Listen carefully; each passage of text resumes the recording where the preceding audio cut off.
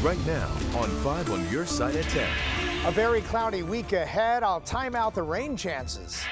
It's the most wonderful time of the year for porch pirates. Tonight, our Verify team finds out if you have any recourse if your holiday packages are snatched. First tonight, a violent weekend in St. Louis. 3 people killed, including 2 teenagers. Things are and have been out of control. Tonight, the new solution one alderman is proposing to stop the violence. Good evening, I'm Mike Bush. Ann Allred has the night off. One of the victims this weekend was as young as 14 years old. When will we find some solutions to this awful violence? New tonight, our Laura Barczewski has reaction from 2 city aldermen on the Public Safety Committee. Laura. Mike, both aldermen I spoke with tonight say this weekend's violence is tragic, but also frustrating, especially because lately the victims and even the suspects are just kids.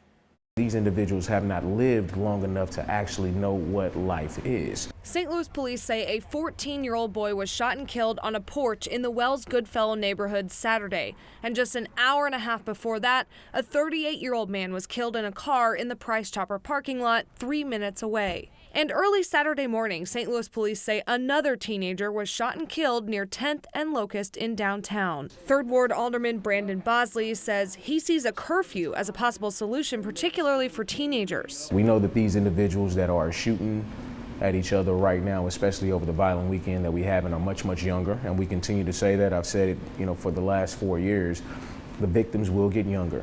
And as the victims get younger, you'll find out that the individuals who are the suspects will get younger as well. Bosley says he plans to introduce a curfew bill as early as this week, which would also include plans for a curfew center where there's a gym, a kitchen, and other resources for kids. Anybody who feels comfortable enough after helping a child on the street and them telling you what their situation is, man, I can pick you up, put you in my back seat, and I can take you somewhere where I know you're going to get the services. I know you're going to get the help that you need, and I won't see you out here next week or the week after. Ward 23 Alderman and Chairman of Public Safety Joe Vaccaro says there needs to be accountability on several levels. Until we start actually engaging the police, paying the police, and prosecuting people, things are not going to change.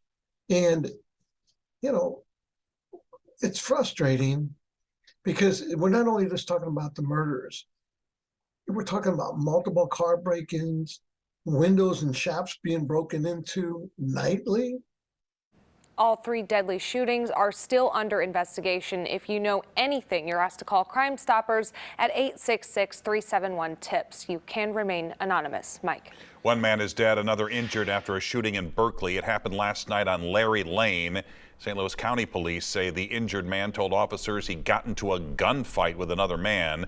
26-year-old Montario Smith was killed. The other man was taken to the hospital. No word yet on any charges. 3 people with local ties are dead. 3 others are hurt after a crash in southeast Missouri. The crash happened along I-55 south of Cape Girardeau just after 7 last night. The Missouri State Highway Patrol says the driver swerved to miss an animal and hit a tree.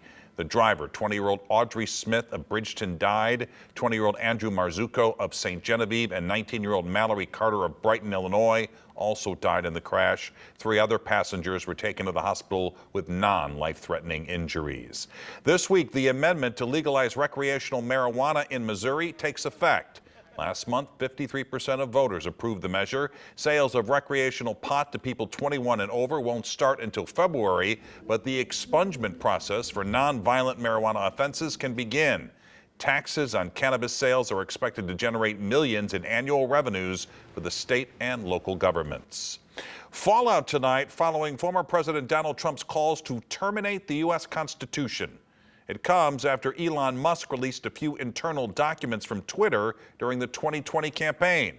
Our political editor, Mark Maxwell, reports on the condemnation coming from both sides of the political aisle. There are certainly echoes of autocratic tendencies. 5 on Your Side's political analyst Anita Mannion reacted Sunday to former President Donald Trump's call to terminate all articles in the same Constitution he once swore an oath to uphold. I think that it's something to be taken seriously. This is someone who's already declared his candidacy for president. First of all, I vehemently disagree with the statement that Trump has made.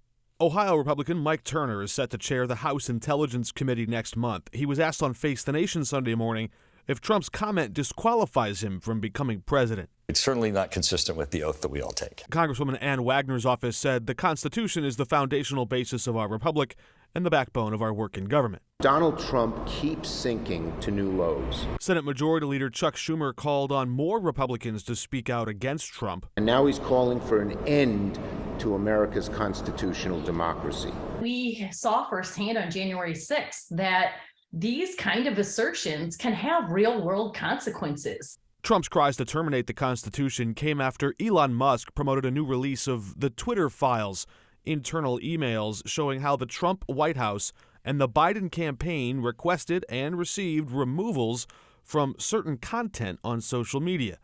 The former journalist who compiled those notes for Musk claimed one executive would write to another more to review from the Biden team. The reply would come back handled.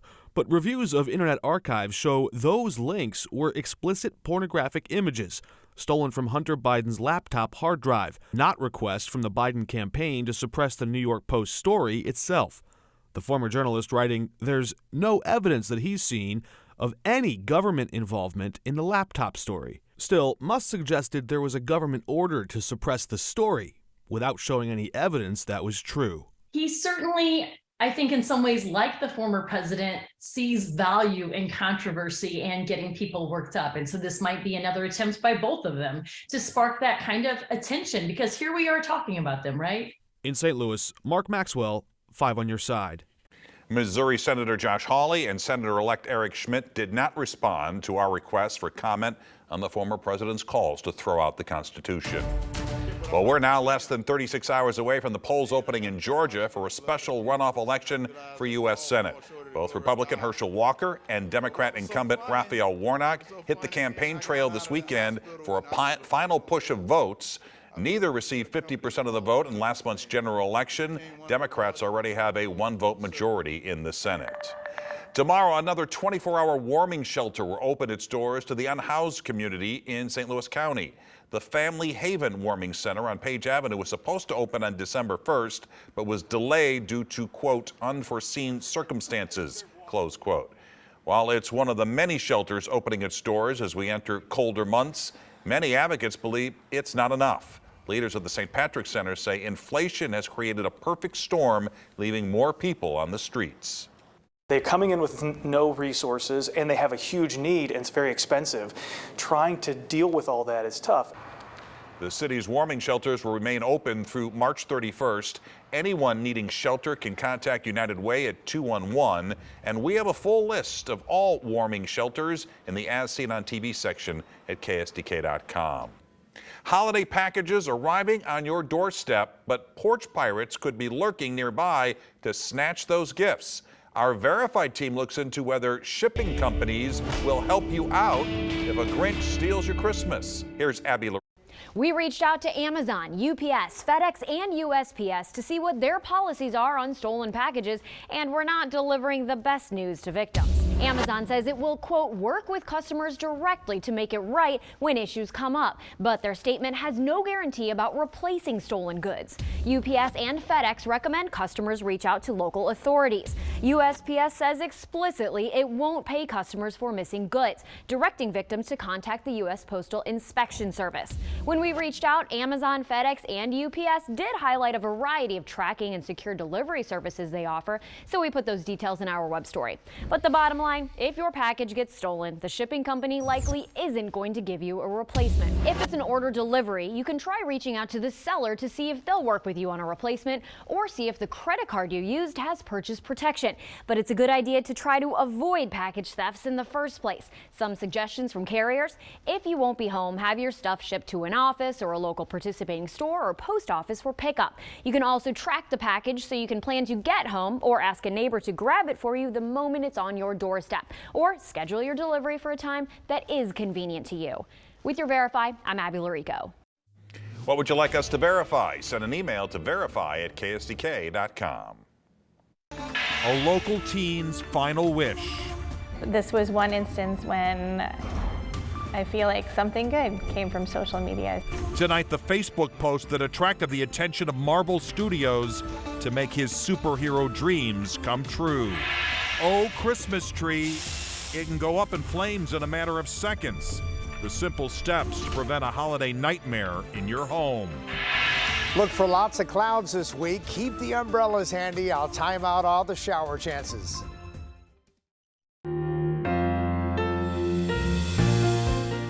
Many of our Making a Difference stories have a happy ending, but that is not the case tonight.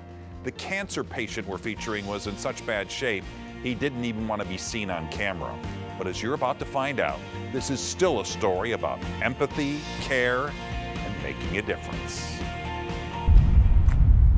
On this day at Evelyn's house in Creve Coeur, they put some good in goodbye. Go over here? Yeah. Just arriving, a van full of care packages. So we provided just huge gift baskets of treats, Black Panther memorabilia, anything else that's Marvel related. Tom Wiley is the executive director of the December 5th Fund. Knock, knock. How you doing? Which provides support for patients going through cancer treatment. And the gifts today are for a patient who doesn't have the gift of time. According to his sister, 19-year-old Jaylon Hamilton is one of those people who notices everything but prefers not to be noticed. Once he gets to the feel of a person or gets to know you, he'll open up like a book. That shyness might be because he lost both his parents when he was very young. His sister helped raise him. Then, because fate can sometimes be cruel, he was diagnosed with a rare type of nerve cell cancer. Jaylon had a very, very large tumor by the time he was diagnosed, and a very painful tumor. After dozens of tests, it was determined that chemo and radiation were not an option. And so everything that we were doing for him was trying to prolong his life for as long as we could, and to try to maintain as good of a quality of life as we could. Jaylon didn't talk much at their appointments, but when he did, he mentioned to Dr. Herbie how much he enjoyed superhero movies. He likes stuff like that, superhero movies and stuff. He's been a fan of Superman since he was younger, so. And because he really wanted to see Marvel's new Black Panther blockbuster, Dr. Herbie put out an all-call on Facebook, hoping to reach the folks at Marvel. I'm not the biggest fan of social media. This was one instance when I feel like something good came from social media. Is that one time? There is no cure for Jaylon's cancer, but for 2 hours and 41 minutes, there was. A representative from Marvel flew to St. Louis with a copy of Wakanda Forever. And instead of popcorn, the December 5th Fund supplied smoothies, including Jaylon's favorite. Pick the Pumpkin Delight and the Orange Extreme. With terminal cancer, some count the days, but Dr. Herbie and her team were determined to make the days count. A lot of my patients have big families and lots of family and friends that are, they always have people around taking care of him. And I think that he and his sister, had to work really hard in life, and they have each other, but I wanted him to feel like he had a village behind him. Dr. Herbie and that village took a moment and turned it into a memory. And memories, after all, are how we stay alive, even after we're gone. I'm just grateful that this could happen for him. A short time after seeing the movie, Jaylon peacefully passed away.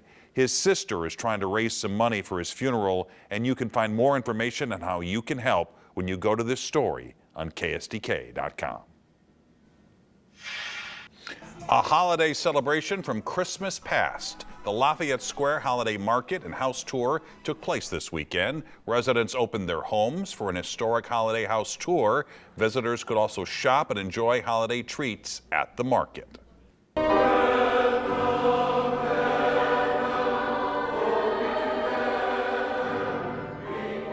The Collinsville Chorale ended their final season today with a Christmas concert. The Swan Song performance at St. Mary's Catholic Church in Alton featured 50-plus singers. There are several more holiday events happening this month across the region. For a full list of those and local light displays, just text the word holiday to 314-425-5355. Well, we are just 3 weeks from Christmas, and some people are still searching for that perfect tree. With fresh cut trees comes added danger. If it's dried out, it can become fully engulfed in flames in less than a minute. There's one easy way, though, to tell if it's a healthy tree. When people go out and buy it, what they should do is bang it on the ground and see if there's any needle drop. Pulling through with your hand, minimal leaves come off, and that's a great sign. It's still fresh, still very healthy, and has more longevity than, say, one that is pulling off the needles into your hand. Once you get your tree home, you should make a fresh cut on the bottom of the trunk and keep it watered. Also make sure the wiring of the lights are not frayed or damaged. Getting closer to Christmas every day. Meteorologist Jim Castillo is in for Scott tonight, and he joins us now with that Weather First forecast. Yeah, and here's some a little bit of that Fraser fir in Kirkwood. So the wind out there is moving the needles a little bit because it's a south wind at about 5 to 10 miles an hour. A beautiful shot there, and eventually they're going to get milder. High today was 43. We're about 35 now, and then that temperature actually goes up a little bit after midnight, so that milder air is working its way in. We definitely have a very dry forecast. We've had one, that's for sure, but this week coming up becomes wet, so that's good. This is the drought monitor, and we have some yellow popping up, and that simply is abnormally dry, moderate, or severe. And even that red down there in southern Illinois is actually extreme drought conditions. So it's nice to see the chance of rain increasing this week, mainly cloudy the entire week. On and off rain chances, but the better chance of soaking rain is Wednesday night and into Thursday. You'll need the umbrellas for sure. Right now, clouds are streaming in, maybe a sprinkle in a couple of spots, a lot of us staying dry, but we have a cold front approaching us tomorrow night that's right now in Nebraska. Then this area of low pressure is going to move out of the Texas Panhandle, and both of them combining and kind of setting up down to the south as a stationary front. Then look at that future cast. Watch this. Here's Tuesday. Chance of showers in here, light showers. So a sprinkle tomorrow, Tuesday some light showers, and then dry to start Wednesday. Then as we head into late Wednesday night, here's that soaker coming in. Not severe weather. We're not expecting flooding, but definitely probably 1 to 2 inches of rainfall, heaviest to the south of Interstate 44 in Missouri and south of Interstate 70 in Illinois. A little bit of a break on Friday, then another chance of rain in here Saturday night and Sunday. And it stays mild enough to where winter precip is not in the forecast. So here's what it looks like for the week ahead. When you see the purples down to the south, again, south of Interstate 44, we could see up to 2.5 inches of rain to the south of the metro and likely about an inch or more around St. Louis. So it's something we need, and we will definitely keep you up to date as the week goes on. 10-day forecast, 54 tomorrow, that milder air. Overnight lows about 40 Tuesday morning, 49 for the high, chance of light showers, and then 53 on Wednesday, 56 on Thursday. But again, that system comes in with that mild air and plus the soaking rain, and then upper 40s for the weekend, Mike, and still that rain chance and above average temperatures for the most part. Yeah, some pretty mild temperatures for December. All right, Jim, thanks. Celebrating a holiday tradition after tragedy. The message the city of Waukesha, Wisconsin is sending tonight. And once again, 5 on Your Side has teamed up with the Foster and Adoptive Care Coalition for the Little Wishes campaign. We still have around 2,000 wishes to grant to area foster kids. Just go to KSTK.com/littlewishes to purchase a gift. Tonight, a holiday tradition returned to Waukesha, Wisconsin, 1 year after tragedy. During last year's Waukesha Christmas parade, a driver plowed through the crowd, killing 6 people and injuring dozens of others. This year's parade featured a new route and enhanced safety measures. City leaders say bringing the celebration back was important. If we didn't have celebrations, if we just decided that we're no longer going to have community gatherings, that would be letting evil win, and we're not going to let that happen. This year's theme was Peace on Earth. The Grand Marshal was all first responders. A Christmas parade in Kentucky was canceled this weekend because of threats made to nearby protests. People plan to gather in the town of Bowling Green to seek justice for Emmett Till. The black teen was brutally murdered in a lynching in Mississippi back in 1955. The woman who accused Till of inappropriately touching her, which led to his murder, now lives in the town. Tonight, OPEC Plus says it's sticking with its policy of reducing oil production by 2 million barrels a day. The decision comes one day before the European Union is expected to ban all imports of Russian seaborne crude oil. The G7 is also set to impose a $60 per barrel price cap on the oil Russia sells. There are concerns those sanctions could increase energy prices ahead of the winter. Right now, gas prices continue to fall. The national average is down 38 cents in the last month at $3.41 per gallon. St. Louis drivers are paying on average $2.88. Over in the Metro East, it costs about $3.50 per gallon to fill up. No peaking until Christmas, the household gadget that could be spoiling your holiday surprise.